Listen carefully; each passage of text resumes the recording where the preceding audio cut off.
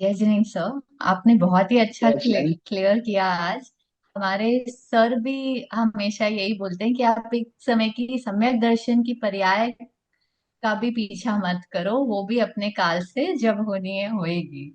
होगी, ये हाँ। सर बहुत बोलते हैं। तो अभी नेक्स्ट क्वेश्चन है कि समय सार जी जैसे ग्रंथ जो 2000 साल पहले लिखे गए हैं, उनको आचार्य अमृत चंद्र देव को कैसे मिले होंगे, और हम आ, सब हम तक कैसे पहुंचे होंगे, इसके बारे में थोड़ा बताइए। बहुत अच्छा प्रश्न है। अब यह प्रश्न होंगे पे टिका है तो होंगे से ही इसका उत्तर होगा, क्योंकि कंफर्म कोई नहीं कह सकता, लेकिन फिर भी हम एक अनुमान लगा सकते हैं कि ऐसा कैसे हुआ होगा। देखो, इतना हमें पता है कि भगवान महावीर की दिव्य ध्वनि के बाद काफी समय से तो ये ज्ञान मौखिक रूप से ही चलता रहा। उस समय स्मृति इतनी अच्छी होती थी कि कहने से ही याद हो जाता था, सुनने से ही याद हो जाता था। जब ग्रंथों को लिपिबद्ध करने की आवश्यकता पड़ी, उस समय ताड़ पत्र है ना, पाम ट्री के सूखे पत्ते, उसमें भी हमें ऐसा लगता है कि मुनिराज पत्ते उठा करके, सूखे पत्ते उठा करके कांटों से लिख के रख देते होंगे। तो ये विचार भी गलत है, क्योंकि हमारे यहाँ पोन्नूर में ताड़ वृक्ष है। हमने उन पत्तों को देखा उठा करके, वो पत्ते उठा करके लिख नहीं सकते उस पे।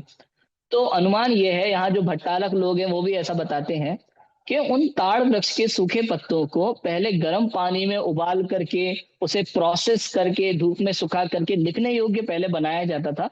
उस समय लिखने का प्रमुख साधन ही यही था। और अलग अलग साइज में उनको कट करके वो बिक्री होती थी उनकी। जैसे आज वर्तमान में 10 रुपए के, 15 रुपए के, 20 रुपए के रजिस्टर, अब तो शायद महंगे हो गए, 50-100 रुपए के रजिस्टर मिलते हैं अलग अलग साइज में। तो वैसे ही ताड़पत्र उस समय बिक्री होती थी, उस समय लिखने का प्रमुख साधन वही था। तो श्रावक लोग जब उन्हें पता चला जंगल में मुनिराज पधारे हैं, तो घर से बहुत सारे ताड़पत्र ले जाते थे, मुनिराज को विनय पूर्वक देते थे। साथ में लिखने का एक नुकीला पदार्थ, मेटल का ही होना चाहिए, क्योंकि जो हम सोचते हैं कांटा, कांटे का मतलब होता है कोई भी नुकीला पदार्थ। जरूरी नहीं है सूखा वृक्ष का कांटा हो, उससे लिखा ही नहीं जाएगा, पत्र पे टूट जाएगा वो। तो मेटल का कोई एकदम नुकीला पदार्थ, उससे मुनिराज लिखते थे। और दोनों तरफ लिखा जाता था, पत्ते के दोनों तरफ। पत्ते में 3 लेयर होती हैं ताड़ पत्र में, तो दोनों तरफ से लिखा जाता है अंकित करके। उसमें मतलब आ, क्या बोलते, कार्विंग करके लिखा जाता है दोनों तरफ से। और जब मुनिराज वो श्रावक को वापस देते हैं, तो उस समय उसमें ज्यादा अक्षर दिखाई नहीं देते, क्योंकि पत्ते पे लिखा गया ना कांटे से, उससे सुई से। तो अक्षर वो पत्ते के कलर के ही दिखाई देते हैं। तो श्रावक उन्हें घर ले जा करके उस पे कोयले या काजल की स्याही दोनों तरफ लगा देते हैं, तो अक्षर ब्लैक ब्लैक दिखने लगते हैं। अब समस्या ये है, मान लो कुंदकुंद आचार्य ने ऐसा एक समय सार ग्रंथ लिख करके किसी श्रावक को दे भी दिया।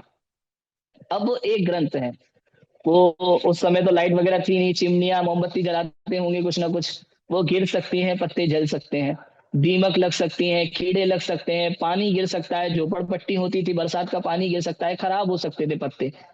तो अगर एक ही ग्रंथ रहा तो निश्चित रूप से वो खराब हो जाएगा। तो श्रावक क्या करते थे उसकी सुरक्षा के लिए, सेम टू सेम नए ताड़पत्र खरीद करके वर्ड टू वर्ड नए ताड़पत्रों में उसको कॉपी कर लेते थे, वैसा का वैसा वर्ड टू वर्ड। अब 1 से 2 प्रति हो गई समय सार की। फिर वो उसको तीसरी कॉपी करते थे, 3 प्रति हो गई। एक प्रति वो गांव के मंदिर में रख देते थे, फिर और प्रति बनाते थे, फिर मंदिर से कोई ग्रंथ ले जाकर के उसकी प्रति बनाता था, फिर किसी दूसरे गांव के मंदिर में, तीसरे गांव के मंदिर में, फिर वहां के श्रावक और प्रतियां बनाते थे, फिर और मंदिरों में। ऐसे तरह इस तरह से समय सार एक ही ग्रंथ की बहुत सारी कॉपियां हो गई, अलग अलग लिपिकारों की लिखी हुई कॉपियां हो गई, है ना। अब 1000 वर्ष बाद कौन से श्रावक की लिखी हुई प्रतिलिपि अमृत चंद्र आचार्य को मिली होगी, ये कह नहीं सकते। बिल्कुल नहीं कह सकते कि कुंद आचार्य द्वारा लिखित वो ही की वही प्रति अमृत चंद्र आचार्य को मिली हो 1000 साल बाद, ऐसा पॉसिबल नहीं है।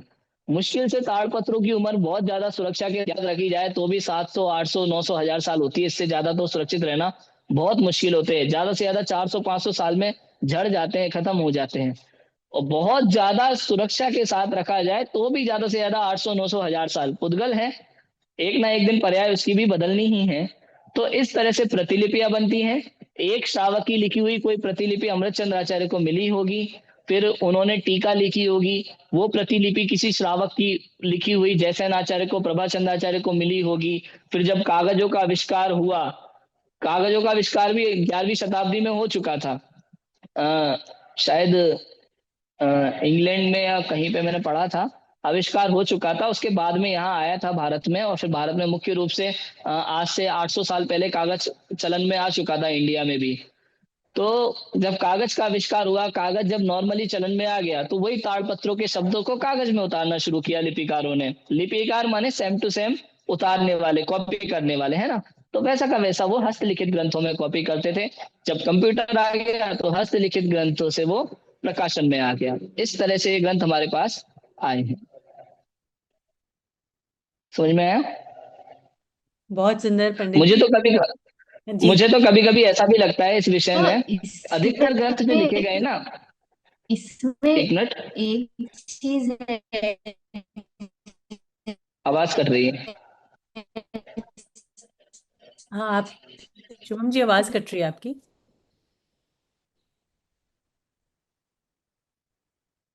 देखो मैं बोलता हूँ, मुझे कभी कभी ऐसा भी लगता है हमारे अधिकतर ग्रंथ तो श्रावकों के कारण से ही लिखे गए। जैसे तत्वार्थ सूत्र है, तो उन्होंने, किसी श्रावक ने लिखा, दर्शन ज्ञान चारित्राणी मोक्ष मार्ग।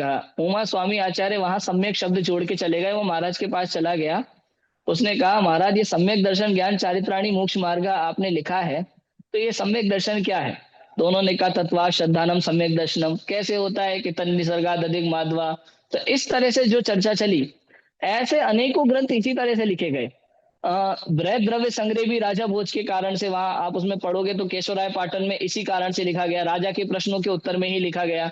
पंचाश्रीकाय के भी आप जैसे आचार्य की, प्रभाचंद आचार्य की टीका में आया कि कुमार नंदी है, उनके निमित्त से पंचाश्रीकाय लिखा गया।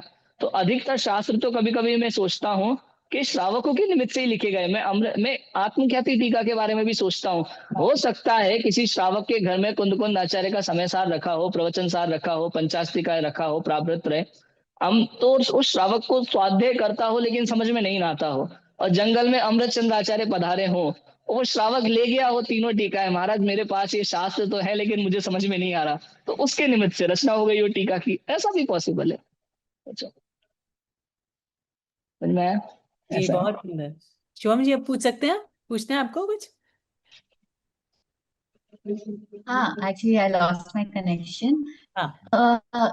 सर, मुझे पूछना था कि जैसे ये लिपिबद्ध करते हैं, तो ये ह्यूमन एरर तो होते ही है ना कुछ उसका, और मतलब उसमें क्या कह सकते हैं आप?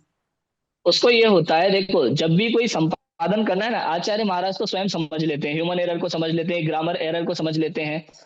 लेकिन जब भी कोई विद्वान इनको संपादित करता है ना, या मुनिराज भी होते हैं, तो वो 3-4 प्रति साथ में रखते हैं। एक प्रति से काम नहीं चलाते, कहीं ना कहीं से एक प्रति के दूसरी तीसरी चौथी प्रति मंगा करके, और फिर वहां से एक जगह अगर ह्यूमन एरर है तो दूसरी प्रति से उसको मिलान करके उसको सही अर्थ लेते हैं। फिर ग्रामर जानकारी होती है, व्याकरण के ज्ञाता होते हैं, तो अगर कहीं ह्यूमन एरर है तो व्याकरण के आधार पर ये पता चल जाता है कि यहाँ थोड़ी मिस्टेक है, और फिर उसको, ह्यूमन एरर को समझने का प्रयास करते हैं कि यहाँ पे ये वर्ड बनाया होगा, लेकिन हो सकता है हाथ हिल गया होगा तो ऐसा हो गया होगा। तो ऐसा भी होता है। तो वहां विद्वान लोग अपनी बुद्धि से और अन्य प्रतियों से मिलान करके ही उसको आगे बढ़ाते हैं। जी। ऐसा है।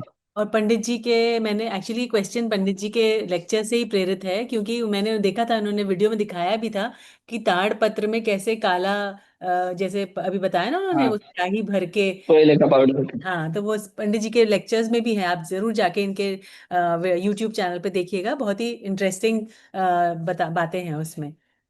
तो लेकिन सानू जी, इसमें कितनी महिमा आती है कि तब इतना लाइट नहीं होती थी, रोशनी वगैरह, जिससे वो इतना माइन्यूटली वो लोग लिखते होंगे, और वो भी कोई लोहे से, और उसमें कोई एरर नहीं होता है। मतलब दिस इज रियली सरप्राइजिंग।